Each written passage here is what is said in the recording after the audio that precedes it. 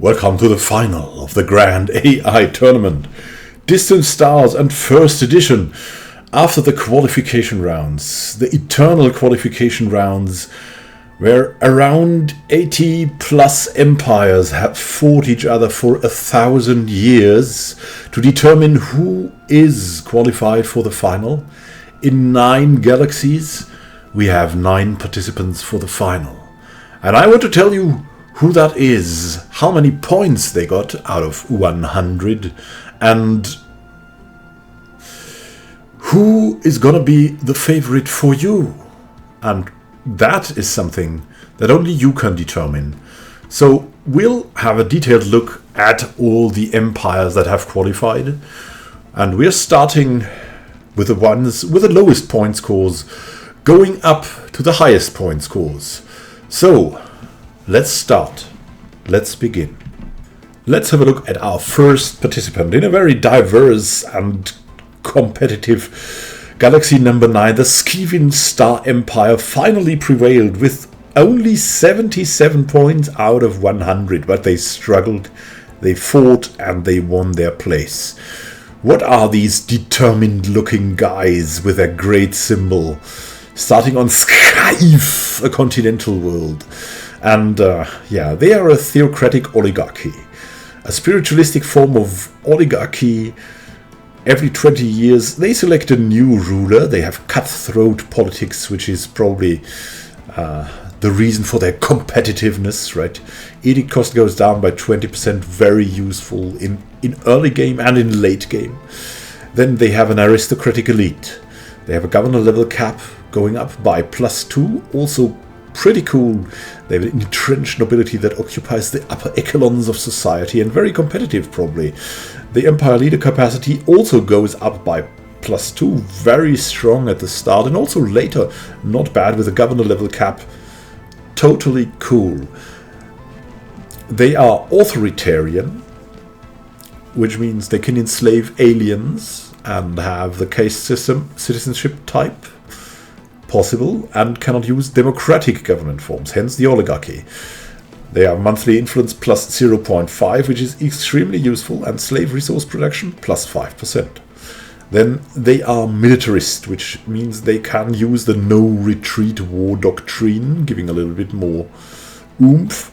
They have less war exhaustion gain, which is very good in longer wars, and an increased fire rate by 10%.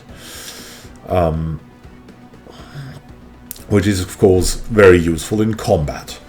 Then they are also spiritualists. They can build temple buildings, create hallowed worlds, but cannot use the full AI rights policy, which can lead to parts of them, if they use robots, going off.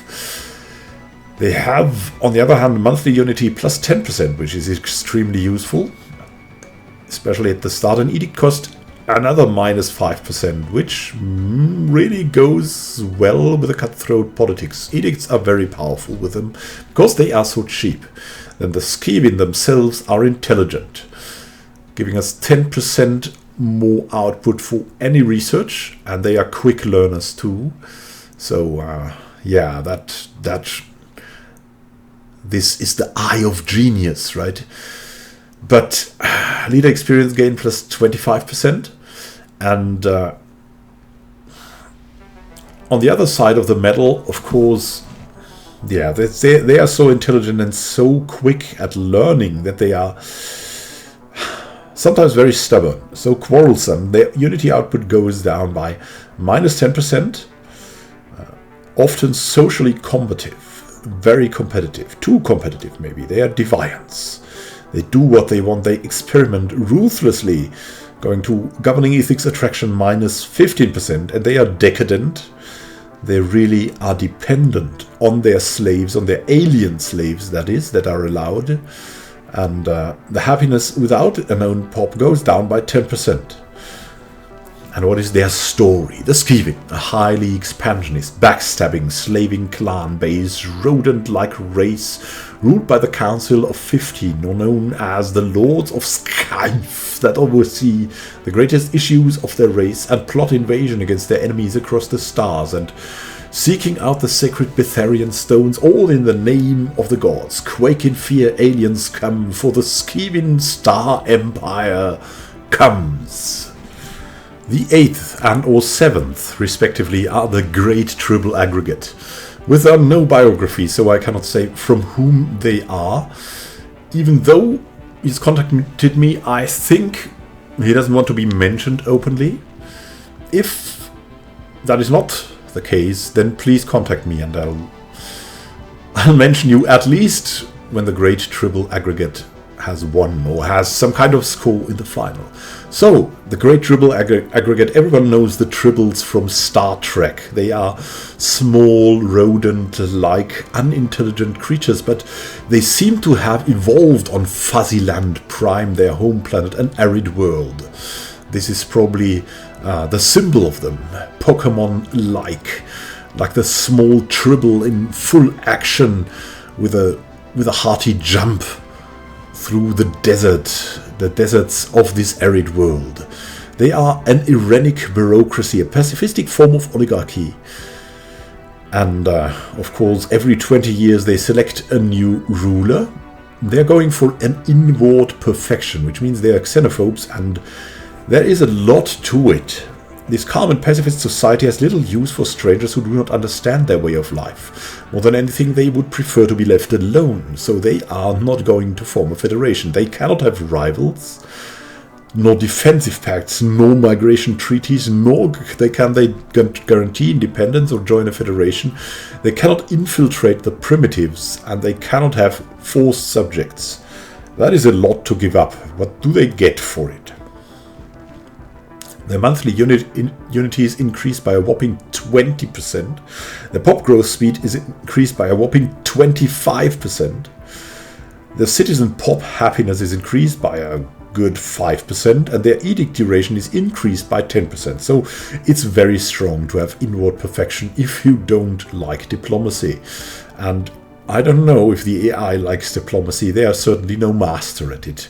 But what do they have? Additionally, they also have an aristocratic elite with a governor level cap increased by 2 and the empire leader capacity increased by 2 as well. So they have, the noble spirit of the tribbles going for that level of extra care for their colonies, it seems. Then they are xenophobe, which is the requirement for inward perfection. And they can also purge and enslave aliens then. But they probably won't take that option, as they want their inward perfection, so they don't want aliens. They want but to purge them, probably, or send them away. They have a decreased opinion for other species, cannot give aliens full citizenship, nor full military service, and cannot use the refugees welcome species policy. Then they have empire modifiers. Through it, their starbase influence cost goes down by a good 20%, and their claim influence cost goes also down by a good 10%. So they are apt at leading wars if need be, but they will try to avoid that as they are fanatic pacifists. They must use the defensive wars only policy, so they cannot just take over empires and cannot engage in indiscriminate orbital bombardment. That's a lot to give up, at least in the end phase usually. Then what they get for it is pop resource production plus 10% visage, which is very, very strong. Like an overall 10% bonus at the start is very great. And the core sector systems go up by 4, which is also incredibly good at the start. And what are they personally? They are rapid breeders, as the tribbles are known to. Pop growth speed goes up by 20%. Extremely adaptive. Yeah, you remember the tribbles breeding in the Enterprise? Habitability goes up by 20%. Remarkably adept at adapting to any foreign environments. So they are the ones to spread and spread quickly, and they have done that in the galaxy. And this is why they won. On the other hand, they are sedentary. They don't want to migrate from where they are. Migration speed goes down by 50%, resettlement cost goes up by 25%. They will just reproduce and go to other planets. They don't want to be like settled anywhere else. Then they are slow learners. They probably concentrate on being rapid breeders, which leaves not that much time to learn. Leader experience gain goes down by 25%, and they are also weak. Yeah, they are still a little small, and their army damage goes down by 20%. Their minerals go down by 5%, physically weaker than average, making them poor fighters on the ground. But when a horde of tribbles comes at you, beware. So next, also 7th and 8th with 90 points, with a good 90 points, is the Badirian Empire that dominated the late galaxy they were in. They are, yeah, you can see from the militarist backgrounds and their homeworld in NATO Prime that they are very primal. They are a star empire. A hereditary and militaristic form of autocracy, the sovereign controlling both the government and the military. They are imperial. So they have a ruler, and a designated successor becomes the new ruler upon ruler death. They have selected a syncretic evolution. They have a species serving them, starting the game with 4 pops being of another subservient species. A second species forms an integral part of this society. They are big, strong, and most of them have the intelligence of a particularly dim-witted child. So, let's have a short look at these guys. They're also humanoids here, looking like the elves. And they are the Morlocks. Oh my god. The Morlocks are genetically modified descendants of the natives, and they constitute the lowest estate. They have simple names, and nobody remembers the actual name of their species. Their traits are they're strong, rapid breeders, and slow learners, and serviles, of course. As you can see, made for serving the Badirians. Let's go back here. They also have an aristocratic elite, probably dominating the Morlocks. They have a governor level cap +2, empire leader capacity +2. Something that is very, it seems, often in the winners of these things. So it must be good to have higher level governors, and a higher empire leader capacity at the start is always very good. Then they are fanatic authoritarians, allowing a caste system, citizenship type. They can enslave aliens and must have an autocratic government form. Well, they are an empire. They also get a ton of influence. Well, a ton of influence. They get 1 more influence per month, which is very significant at the start too. And their slave resource production goes up by 10%. Then, fitting to that, they are also militarist. They can use a no-retreat war doctrine, and their war exhaustion gain goes down by 10%, which is very good, especially in longer wars, and their fire rate goes up by 10%, which is always very good. Then, fitting, like their servile, strong servants and Morlocks, the humans of the Badirian Empire are intelligent, 10% more research for everything. They're talented. Their leader level cap goes up by +1, and fittingly to that, they are quick learners with their leader experience gain +25%. They are also decadent, using the Morlocks as slaves. Their happiness without owned pops, though, is -10%. Then they are slow breeders. Pop growth speed goes down by 20%. So they will be outnumbered by the Morlocks, which can lead to all kinds of consequences. We'll see if something happens like that in the final. Descendants of the first human colonists on Inato Prime, humans constitute the free estates of the Empire. Free plebs, brahmanas, scientists and clergy, and nobles, and they are exempt from physical or routine labor. First human colonists conquered the native Bronze Age civilization 1,000 years ago and established rigid feudal society. After the collapse of the old empire and the end of space travel, the unitary planetary government collapsed into various feudal empires and kingdoms warring against each other. After 200 years of fighting, Emperor Barim Din Bandir finally united the planet and prepares for stellar expansion. Look at him. Look at him. Dashing. That dashing guy going out to space with their Morlock slaves and trying to win this. Who is next? Our number 6 is a very special one.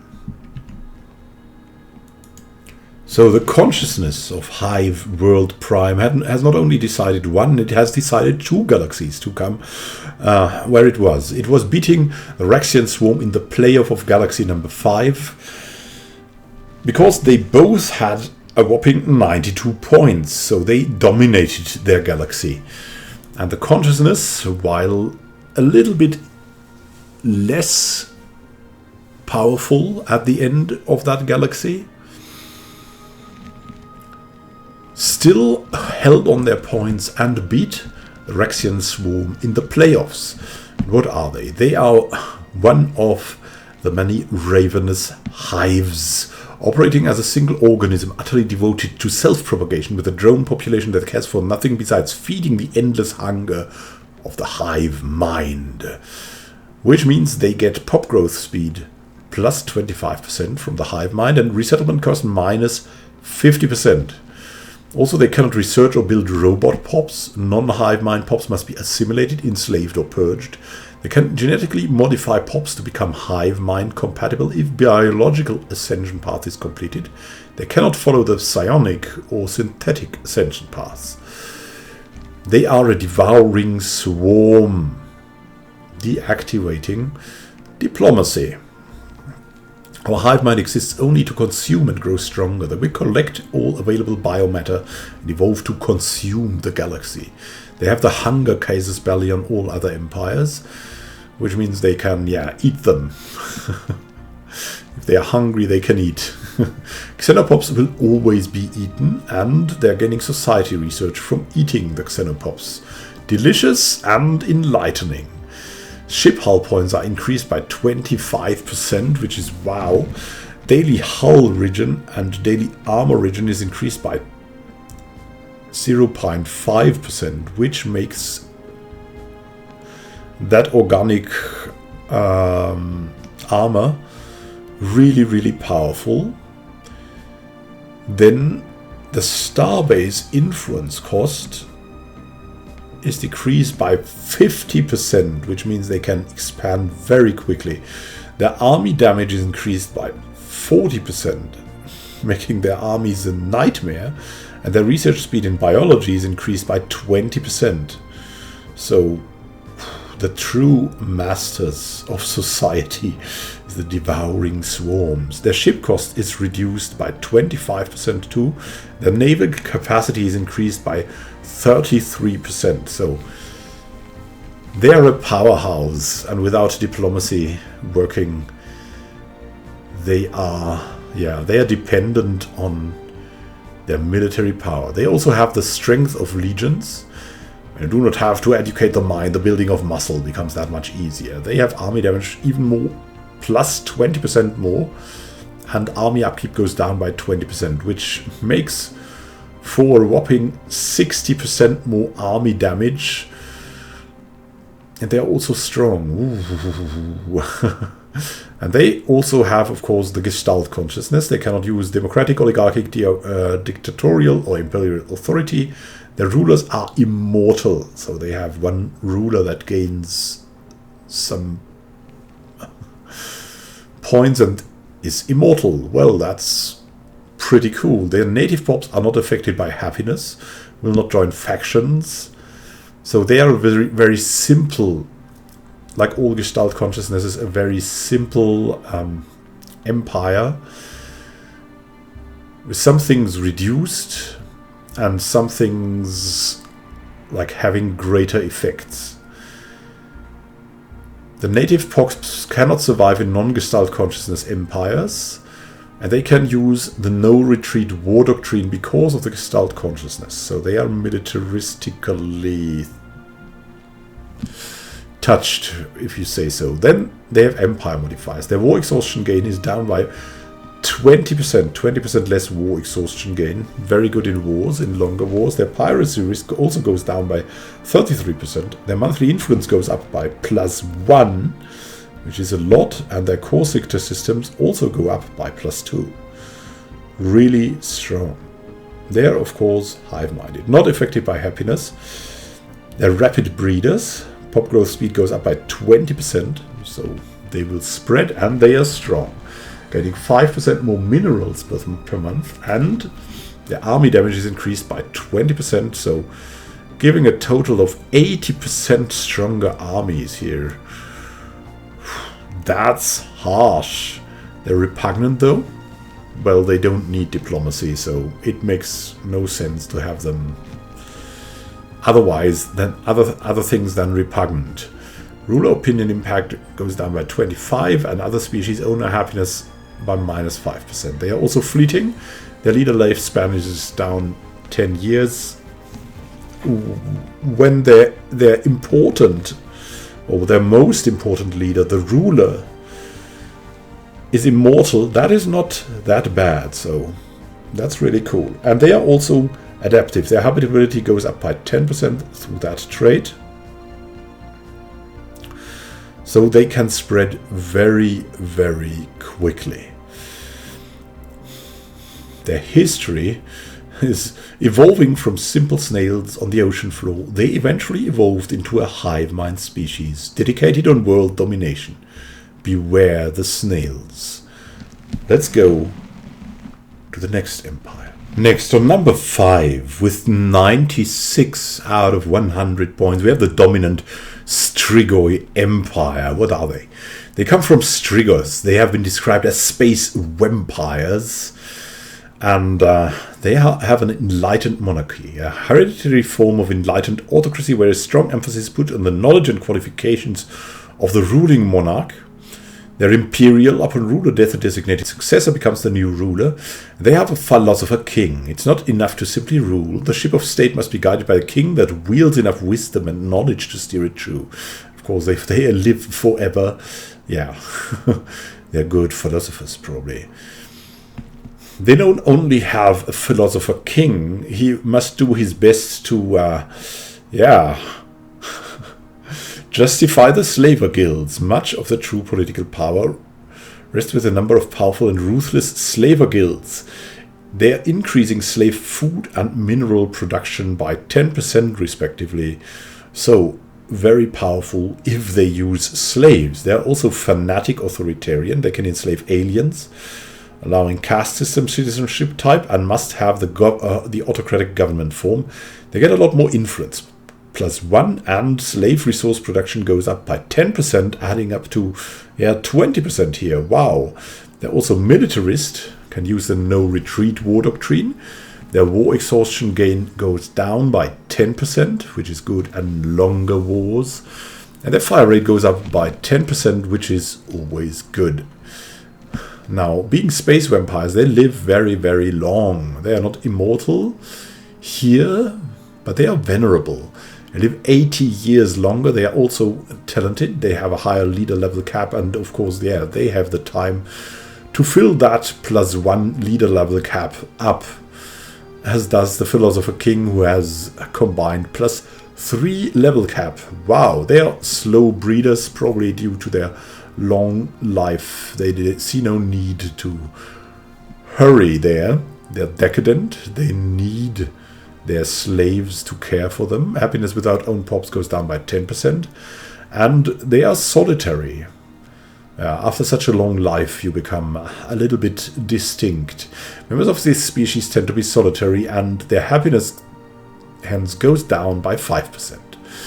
What's their history of these alpine world inhabitants? The Strigoi are an old race, slow to develop due to their low numbers, but rather proud and long-lived nonetheless. They are ruled by an emperor, the descendant of an ancient warlord which managed to unite the petty kingdoms of Strigos. They seek more power and will seek to enslave all those they deem weaker and unworthy of citizenship, including the weaker members of their own race. And this Strigoi Empire was made by Piquenier. Wow, thank you. And now, let's go for the next one. What will we find there? On number 4 out of 9, we have Panaxala Pencamiento, a plant empire of Vitrisius Primus, featuring the Panaxalas. They are a collective consciousness and a hive mind, gaining pop growth speed plus 25% and resettlement cost minus 50%, so very variable. And they cannot research or build robot pops. Non-hive mind pops must be assimilated, enslaved, or purged. They can genetically modify pops to become hive mind compatible if biological ascension path is completed. They cannot follow psionic or synthetic ascension paths. So, our good hive mind here, what do they have? They are not a ravenous hive, which is the exception in this final. They have subsumed will, though. Their edict cost goes down by a whopping 20%, sharpened its focus, very capable of propagating its will even through the most autonomous of drones. And they have one mind, monthly unity goes up by the strong 15%. It takes care not to let its drones diverge. Then they have, of course, the Gestalt consciousness. They cannot use democratic, oligarchic, dictatorial, or imperial authority. Their rulers are immortal, which is very important. Native pops are not affected by happiness, will not join factions. Native pops cannot survive in non-Gestalt consciousness empires. They can't use the no-retreat war doctrine, so they have that military touch. Their empire modifier says their war exhaustion gain goes down by 20%, very helpful in longer wars mostly, and piracy risk goes down by 33%. At the start, a very big help. Their monthly influence goes up by 1, which is also a big boost at the start, and the core sector systems go up by 2. So, they are made to spread. Of course, they are hive-minded, not affected by happiness. They are venerable, the Panaxalas. 80 years longer they live, so their leaders have a high chance to reach their full potential and use it also. They are also charismatic, which is exceptional for a hive mind. Their ruler opinion impact goes down by 25. Other species owner happiness goes down by 5%. Oh, that is really something special. Then they are slow learners, so all that time they have, they will need it. Leader experience gain goes down by 25%. They are weak, so they will need someone to help them harvest minerals, maybe. Army damage goes down by 20%, and minerals goes down by 5%. So they are more like the peaceful empire, maybe also symbolized by the flower they have. They're also strangely wasteful, a wasteful hive mind. They are well fed and well groomed. Consumer goods cost goes up by 15%. This empire was created by Changlini for the purposes of the Apocalypse Tournament 3rd entry. Note, preferably this species has the forced migration policy for undesirables. Okay, so they will not kill anyone, they will just send them away. This is the very sympathetic Panaxala Pencamiento, and now we come to the next empire, the first one of the top 3. Third place for the Idarian Empire with a whopping 98 points. A technocratic dictatorship, a materialistic form of autocracy where the scientific elite has assumed control over the state in the name of efficiency and technological progress. The Idarians' home is Idaria, and they are a technocracy. Getting one more research alternative where I always thought that isn't relevant for the AI. It seems to be relevant too. They're also post-apocalyptic, baptized by nuclear fire. Their capital starts as a tomb world. They gained a survivor trait, granting tomb world habitability plus 70%, and the leader lifespan plus 10 years. It seems like surviving fallout is good for your health. Then they are authoritarian. That allows the caste system citizenship type, so slavery things. They can enslave aliens. And they cannot use the democratic government forms, well, hence they are a dictatorship. They get a little bit more monthly influence, plus 0.5 per month, and a little bit more slave resource production, plus 5%. They're also fanatic materialist, allows the academic privilege living standards, giving more research to people that get more consumer goods. They cannot use the AI outlawed policy and cannot use the robotic workers outlawed policy. They want to use robots and they get a discount. Robot upkeep minus 20% and research speed goes up by 10%. Although it hurts, must grow up and put aside our outdated notions of morality. There's no divine spark. There's only technology. They are survivors, as we've already seen, giving us the 70% more tomb world habitability and the leader lifespan of plus 10 years. But they don't want to leave. They find their home endearing. Migration speed goes down by 50%. Resettlement cost goes up by 25%. They are, though, enduring. So they have a 30 years longer lifespan in some. Enduring giving 20 years longer lifespan, which is very helpful at the start.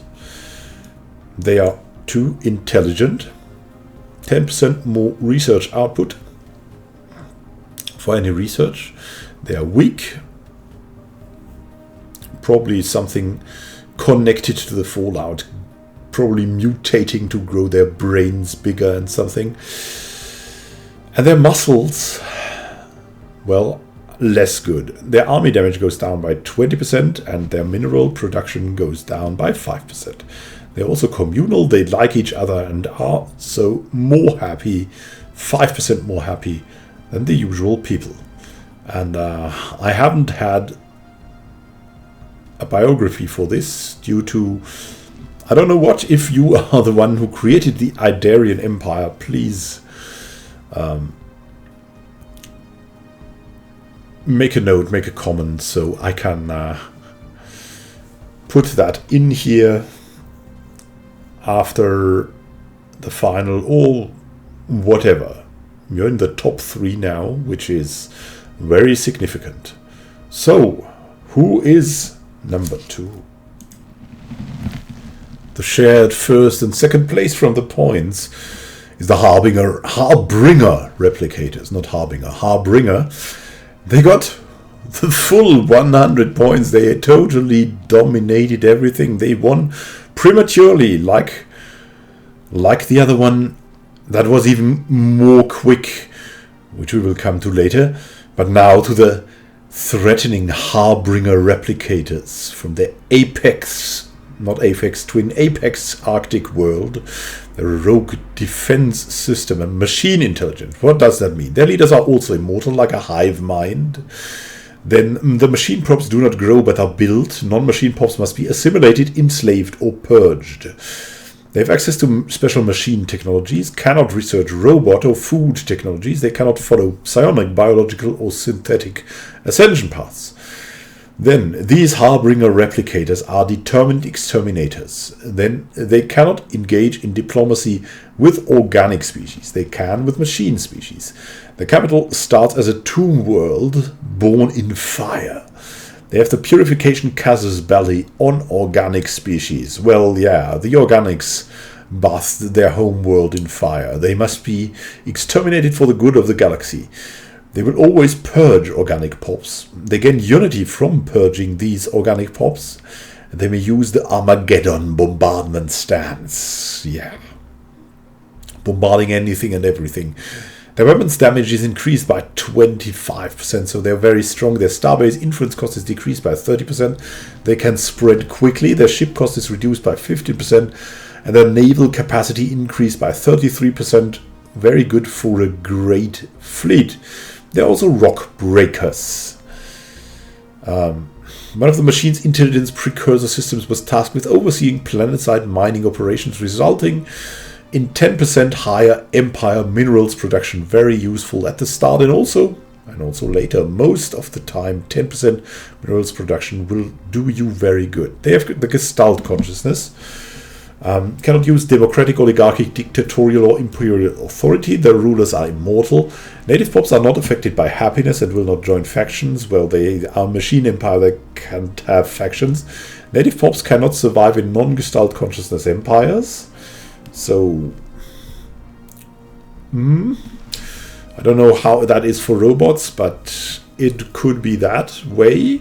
They can use the no retreat war doctrine. More damage for no retreat. They have the Empire modifies war exhaustion gain minus 20%, so it won't be a problem to have longer wars for them. The piracy risk goes down by 33%, very useful at the start. Their monthly influence goes up by +1, and the core sector systems goes up by +2 even. For a great start and also a great mid-game, influence is always so useful. Then, of course, they are machines. Their habitability is +200%. They can settle everywhere without anything stopping them.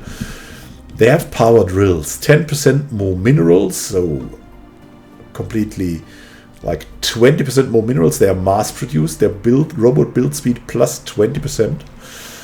They are also uncanny. They don't have diplomacy with most of the empires, so that doesn't matter. Ruler opinion impact -25. Monstrous machines created in the image of the most horrific species in the universe, and the resemblance is uncanny. And what is their story? These are also done by Picanier, though. That's crazy. Like that. Is that luck? No, that is probably skill. The Harbingers were once created to protect, a perfect weapon, only knowing 3 directives once it was activated. While they were kept isolated, acts of terrorism eventually led to their release, starting a conflict on a scale the planet had not yet witnessed, leaving the world as a nuclear wasteland stuck in an ice age, hence the Arctic world. The Harbingers now look to the stars, still driven by their directives: destroy, harvest, replicate. By Picanier. Chilling thoughts, and we'll see if they can eliminate all organic life in the final. But now to more organic life. On the top spot, the quickest winner is... So the quickest win at the Celtic Empire with perfect 100 points from Xel Myrus and from Iron Spirit. What a nice symbol. Well, they are a ravenous hive. What is to be said as a ravenous hive? They eat. They eat other empires. They are also a hive mind. They cannot research or build robot pops. And though in a hive mind, pops must be assimilated, enslaved or purged. They can genetically modify pops to become hive mind compatible. If biological ascension path is completed, they cannot follow psionic, synthetic ascension paths, and they get 25% more pop growth speed and -50% resettlement cost. Very flexible. And devouring swarm they are. Cannot engage in diplomacy with other empires. The hunger causes belly on all the other empires. The xenopops will always be eaten. So not integrated, except as on plates. They gain society research from eating xenopops because it's that enlightening taste. Ship hull points are increased by 25%. Daily hull regen and daily armor regen are increased by 0.5%. Their starbase influence cost is decreased by a whopping 50%. So they can spread like, wow, the plague they are. Their army damage is increased by 40%. True alien, hey. Their research speed for biology is increased by 20%, the ship cost is reduced by 25%, and naval capacity is increased by 33%, so they can have very, very big fleets. They have the Gestalt consciousness, they cannot use democratic, oligarchic, dictatorial or imperial authority. Their rulers are immortal, the immortal eaters. Native pops are not affected by happiness and will not join factions. Native pops cannot survive in non-gestalt consciousness empires. And they can use the no-retreat war doctrine. They are really militaristic too. Empire modifiers is war exhaustion gain goes down by 20%, helping them in especially longer wars. Their piracy risk goes down by 33%, very helpful, especially at the start. Their monthly influence goes up by +1, enabling them to use all kinds of edicts and claims very well. Their core sector systems go up by 2, which is also a boost at the start. And who are these Celtic? They are hive-minded, so not affected by happiness. They are rapid breeders with a 20% higher pop growth speed. They are industrious, 15% higher minerals. Very good at the start and also later on. And they are conservationist, -15% consumer goods cost, which increases the mineral production even more, or the mineral production you can get. Then, on the other hand, they are repugnant, which isn't bad for a ravenous hive. Everyone will hate them, always so. Their ruler opinion impacted -25, and the other species owner happiness -5%. Doesn't really matter. They're fleeting, well, their leader cannot die, so -10 years leader lifespan is probably not that bad for the drones, because, yeah, the main leader will not die. What is their history? On that arid world, space locusts who set out to eat everything, except the first slice of bread, of course. That is all of the grand final participants. We have 9 participants. So we'll make a normal sized galaxy and put them against each other at a normal or insane difficulty to have a fair comparison between all of them. And what else can be said about this? You have seen that around half of the empires will not engage in diplomacy, so it will probably be a carnage, maybe against a single federation. We don't know what will happen. Be there. And the final will be broadcasted live on YouTube. I will often not be there, but I'll record it and I'll make a time lapse out of it. I'll be there from time to time, probably at the start of the live stream. And then sometimes in between, I'll drop in. The idea is I'll make that in the early evenings when I also do other things, so I can... It's kind of a... It will be probably quite long. So the thing is, it's more like a tab in and tab out thing, because it can very well be 1,000 years. So I'll let it run whenever I can. I'll be mostly AFK or doing something else, probably for the channel then, like thumbnails or something. But I'll very often probably look into that, and I'm just so curious what happens with these great empires. So I'd be happy to have you there. I will deactivate all the sounds in the live stream, so you will not hear anything, but if I'm there, I will speak. So you can hear me speak. So you don't have to deactivate the sound, and you can be there when I speak, so you know when to comment, when you want to tell me something or want an answer to a question, that I'm there for you. You'll hear when I'm not AFK, and otherwise you can have it in a tab and tab in and tab out. So that's kind of the idea of the live stream, because it will be a long live stream, and if you don't want to watch the live stream, at the end of it I'll make a time lapse of that, and yeah, it will be my second time lapse. I'm really into it, and I'm really curious to find out who of these beasts will take the glory. I think I have no clue at all. Because really, ravenous hives and these kinds of things are so dangerous, but they are also like the flip of a coin. They will die early or succeed. So we'll see if they can hold out for long enough